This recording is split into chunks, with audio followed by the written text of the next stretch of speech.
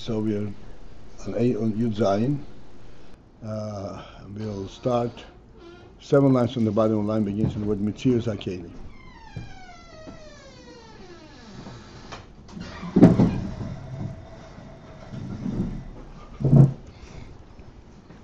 We're dialed in, yeah? Yeah, we're going to dial in anyway. Yep. Yud Zayin, metziut hakaylim.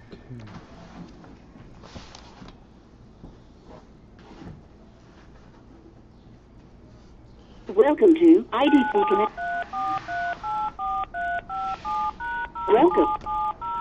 At the tone, please record your name followed by the pound key. I'm a Paltiel. Thank you. You are participant number 4. Wow. All right, so we are starting on the line that begins with metziut hakaylim. It's 7 lines from the bottom on page Yud Zayin.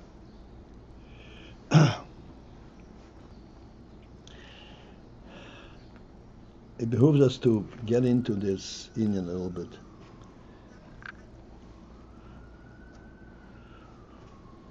The Ayin of the Tzimtzum. And the Rebbe explains that the Tzimtzum phenomenon is for the sake of the ohrot, but primarily, more importantly, for the keilim.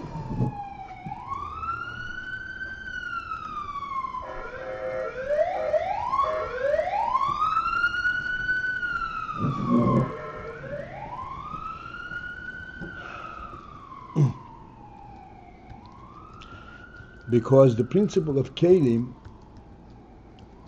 cannot even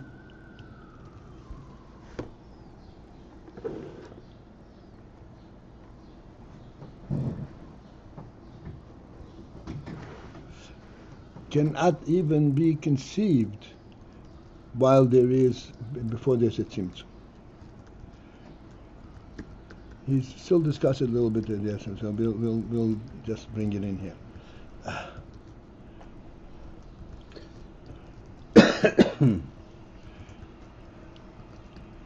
In order to understand this more clearly, we have to revisit the principle of ohr, particularly ohr ein sof.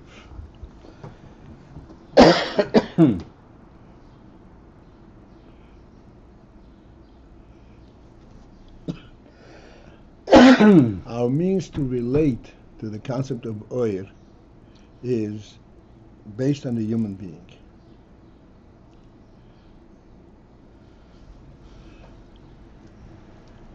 As we said, the human being, he has the ability to own property. In particular, and even more than that, he must own property. Odom shein lebayis en yodom. When he owns that property, how does he relate to that property?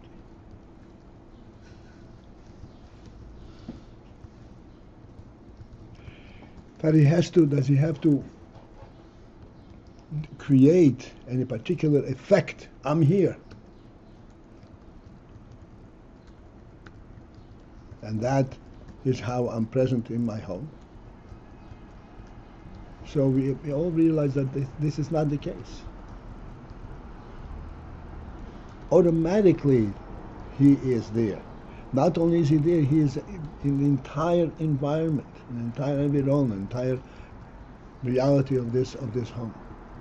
As we gave the example that if one would expand his home, he takes one wall down and rebuilds it 10 feet further out. Does he have to then expand himself to occupy the additional 10 feet? Zero, nothing, and he's there automatically. Not only does he not have to expand himself, but he is present. Whatever property he owns, he's present there automatically. Why? Clearly, he's present there through his presence, not physically. But his physical presence represents an element that's called a human being. A human being is a presence in the world of a fundamental level, But God has, pardon me, has actually rendered and entrusted the world into his hands.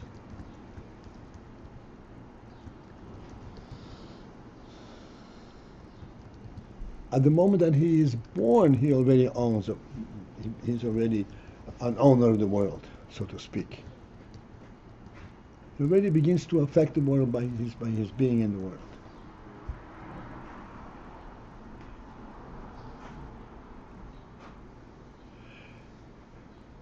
This is the name of Oyer.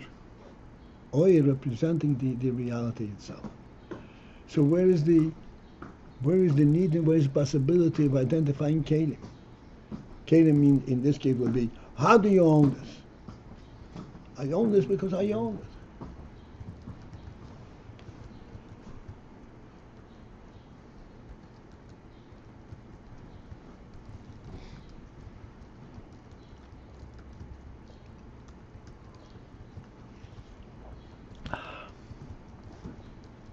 Let's understand this a little further.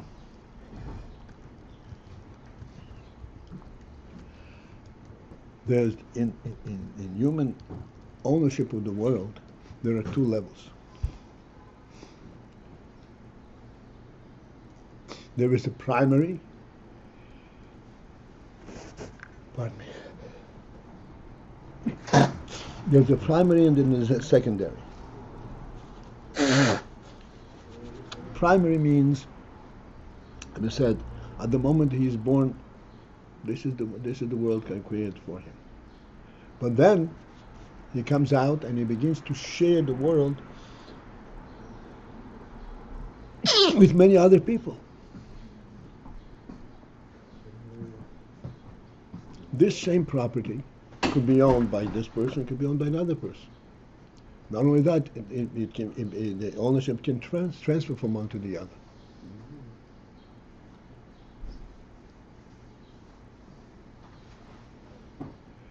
At that level, which is on the second level, in other words, owning the property versus another human being, not owning the property from the perspective of the world itself, but owning this property to the exclusion of others. This exclusion of others is not an absolute exclusion. It's a very relative, it's a very limited exclusion. That right now I have the right to use it.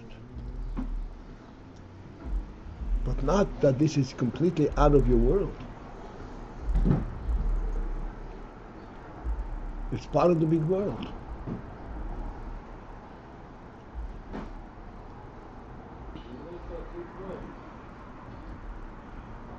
I cannot take it out of there.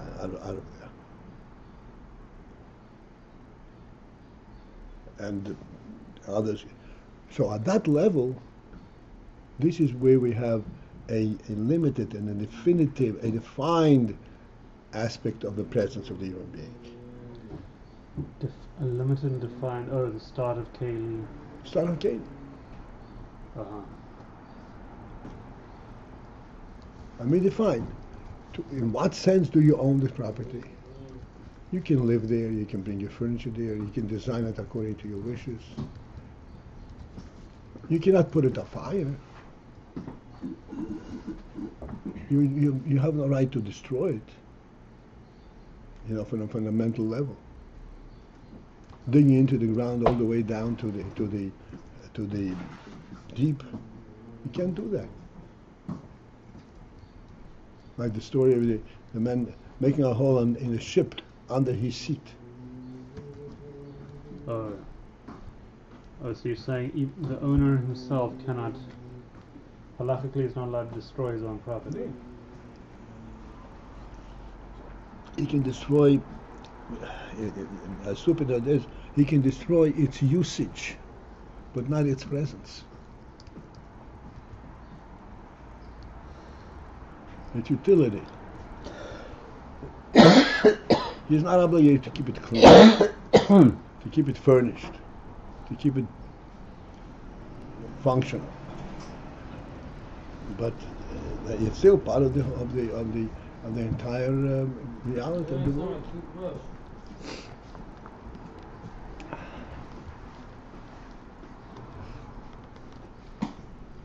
So this principle, this Inyan, that this is mine rather than yours, or to one person's, to the exclusion of others, I'm using it, and you cannot enter it without my permission, and so forth.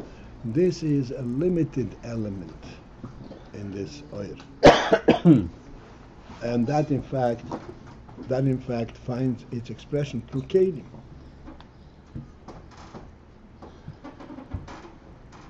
Meaning to say, at that level, how do you express your ownership? So the halacha says you express your ownership by holding it in your hand, by locking the door and opening the door.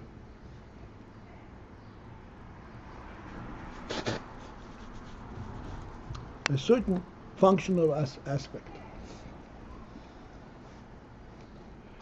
That this is where the principle of keilim surfaces. When you're not talking about the absolute element of ownership, you're talking about the relative element, the functional element. That can be expressed in keilim. This is where keilim comes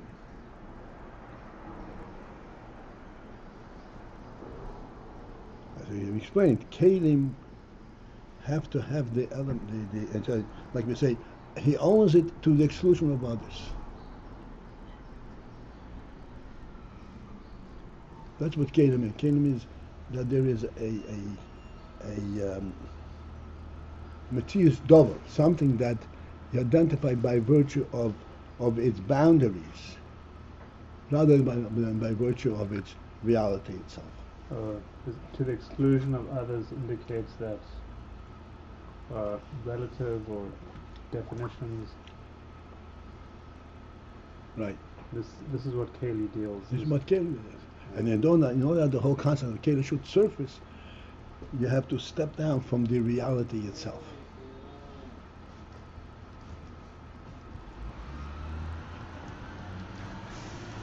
We're not talking about on the functional level, on the Tzimtzum level.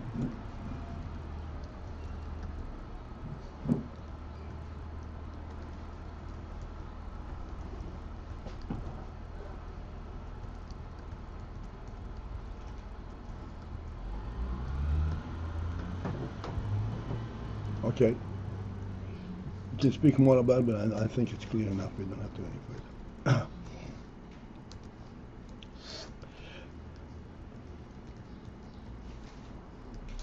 And this is what you said. You say that as long as there is the gilui of the oir is in full gilui. Full gilui means, in our case, I'm talking about our motion, that what you are conscious, what you're relating to is the very fact that this is that God created this piece of property. I created this continent.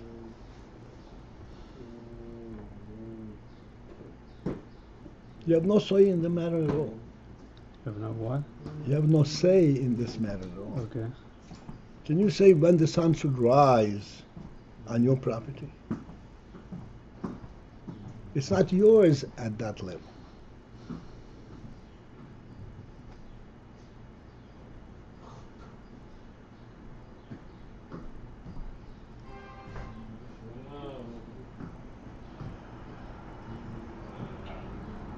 And this is the union that had to be the Tzimtzum.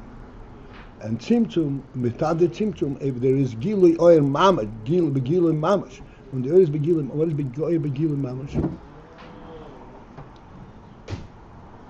Oyer Begilui Mamash in our emotion means this is a real world.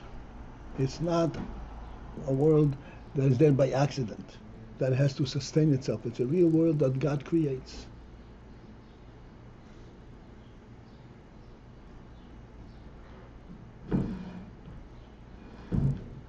The idiotic definition of existence the evolution existence, that it exists on its virtue on the basis of its own effort, is the stupidest and the most idiotic, totally blind, totally incorrect definition of what we are observing. I said, there's nothing you can do about the sun rising on your property. Saying, wait a second, I'm not ready for you. I still want to sleep a little.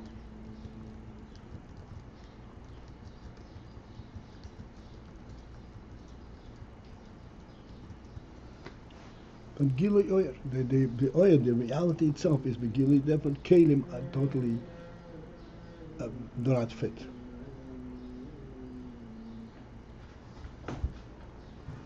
Keilim are completely not present at that higher level. That's right.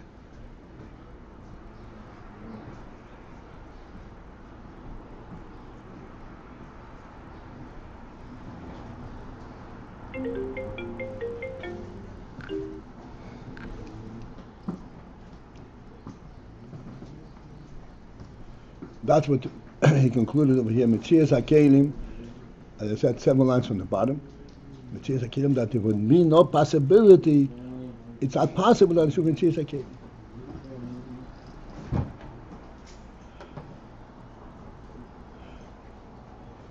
V'gam ba'akudim, and let's continue a little bit. V'gam ba'akudim, and even in the madrega it's called akudim.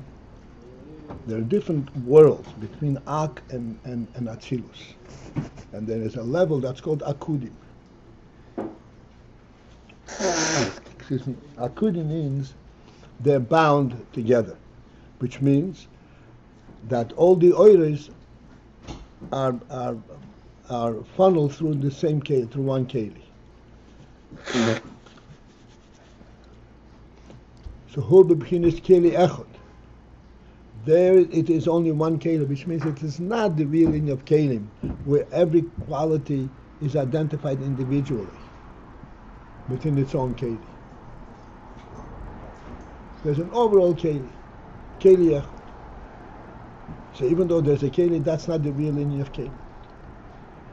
V'kol shekain, surely then, b'bchinas gilui ha'ein sof shelifnei hatzimtzum, at the level of Gilui Orin, so that's before the Tzimtzum, it was totally out of possibility that there should be, that the keilim should surface. Which means that the only way that keilim can surface, only to the Tzimtzum.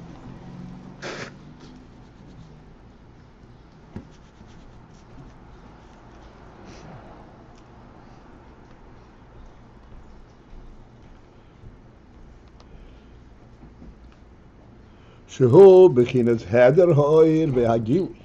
The Tzimtzum represents the absence of the oir and the absence of the gilui. There, yochelid is havas hakaylim. There, that is where the possibility of his havas hakaylim, of the keilim coming forth, is possible.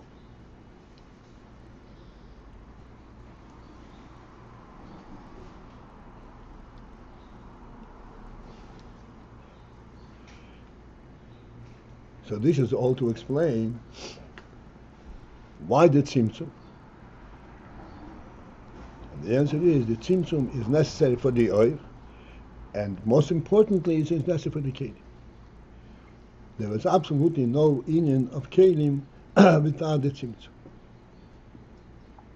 In our muscle, what is the person doing that constitutes a Tzimtzum?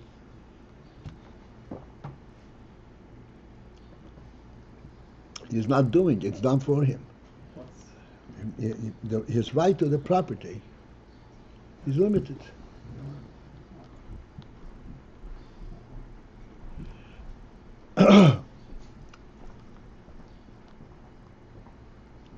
Wait, his right was limited in that he could not destroy it, for example. Yeah, for example. Or that someone else may come to buy it from him later.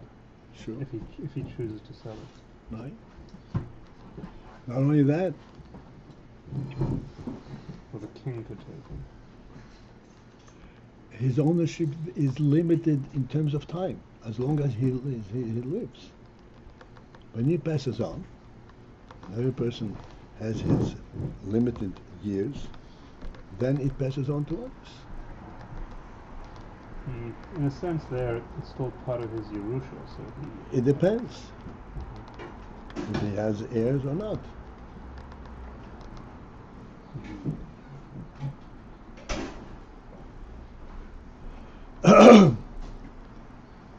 In any case, his ownership of the property is identified at the functional level, at some level, not on a fundamental level.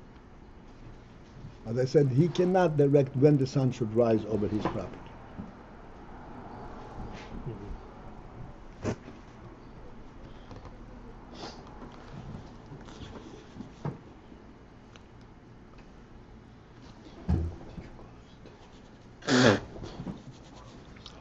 Keilim al dei Tzimtzum davka.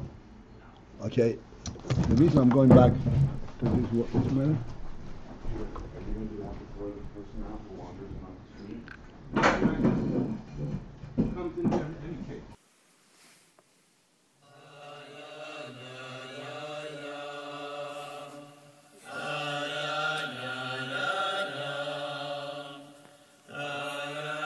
To the Tzimtzum, Shuhu Bechinas Heder Hoir VeHagilui, which is the absence of Oir, of Gilui, and then Yochel Isis Havzakin.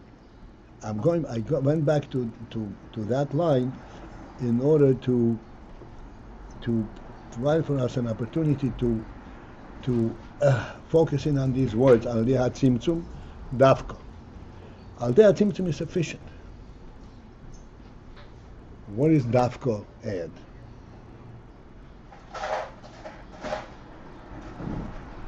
What is the word Davka add? Could you back up one second? I missed the introduction to this piece. I went back. We already actually read till Yochel Isis Havzakin. That's 5 lines on the bottom. Shuhu Bechinas Heder Hoir VeHagilui, Yochel Isis Havzakin. We're right up to that. You can translate that? 5 lines on the bottom. Heder Hoir VeHagilui, Yochel Isis Havzakin. You can translate that? The absence of oil and the gilui, that is what makes it possible that he's havas a keilim. We explained between the absence of oil and so forth. Absence of oil means that the absence of the fundamental reality of it. It is something that needs to be created, needs to be identified. This is where keilim can come in. In other words, it's not an omnipresence. It's a presence that's being brought in. This is where keilim is possible. This is how far we went. But I skipped in explaining a certain emphasis, and now I'm going back in order to explain that because it's necessary for the further development. 6 lines from the bottom at the end of the line. Keilim al dei Tzimtzum davka.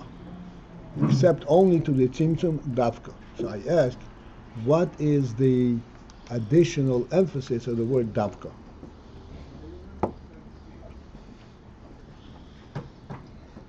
Davka means exclusively that way. The Tzimtzum, there are two factors in the Tzimtzum. One is the effect of the Tzimtzum. That as a result of the Tzimtzum, as we said, there is a limited oil. Like in the case of the Mosul, there's a limited aspect. There's the aspect of functionality rather than fundamental ownership and so forth. Then there is another phenomenon. And that is the cause of this effect, the action of the Tzimtzum.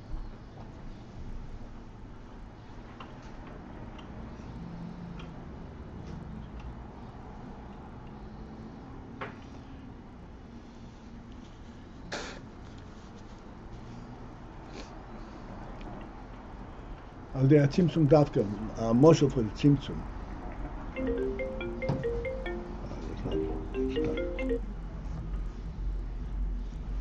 One minute. Moshe for the Tzimtzum was if someone wants to benefit all the people in his city, and he has an abundant resource. There are two ways he can do it. One is to take the doors off and the walls of his treasure house. The other is he opens a window and people approach him and he gives everyone according to their request.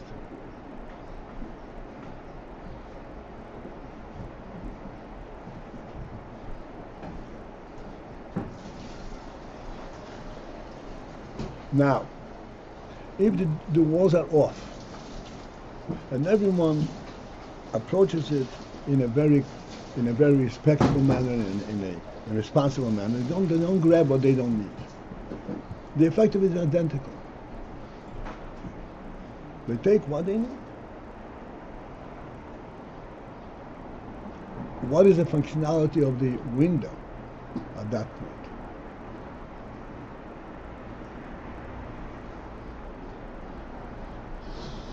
That answer my question? In other words, is the window merely the result of the effect of the window, or there is something significant in the manner, the way it is given? The words Tzimtzum Dafko say that not only the effect of the Tzimtzum is important, but the fact that there is a Tzimtzum and that is given through a Tzimtzum, that is important. Only that way. This is how keilim come to me. And to understand this, we will have to defer it for tomorrow or tonight, Thursday. Okay, have a great day.